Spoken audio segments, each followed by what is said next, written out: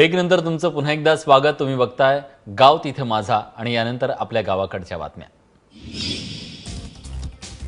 एका अपंग दाम्पत्याच्या मुलींना मनमाडच्या राधिका इंग्लिश स्कूलनं दत्तक घेतलंय।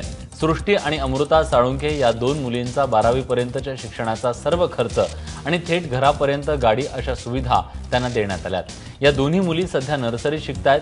खामगावला राहणाऱ्या अपंग असलेल्या साळुंखे दाम्पत्याला मुलगा नाही म्हणून घराबाहेर काढण्यात आलं होतं।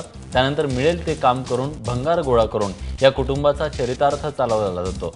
अशा सगळ्या परिस्थितीत राधिका स्कूलनं केलेली मदत या कुटुंबासाठी अनमोल ठरली आहे। शासन प्रकल्पासाठी शेतजमीन संपादित केली तर त्याचा योग्य मोबदला न दिल्यानं वर्ध्याच्या जिल्हाधिकाऱ्यांची खुर्ची जप्त करण्यात आली आहे। आर्वी तालुक्यातील खापरी तलावासाठी रमाबाई खोब्रागडे आणि किशोर चाहंदे यांची जमीन अत्यल्प मोबदला देऊन संपादित करण्यात आली। त्याविरोधात न्यायालयात धाव घेत या शेतकऱ्यांनी मोबदला वाढवून घेतला होता। न्यायालयाच्या आदेशानंतरही हा वाढीव मोबदला न दिल्यानं अखेर जिल्हाधिकारी कार्यालयावर जप्तीचे आदेश देण्यात आले। त्यानुसार जिल्हाधिकारी आणि विशेष भूसंपादन अधिकारी यांची खुर्ची आणि एका कॉम्प्युटरचा CPU जप्त करण्यात आलाय।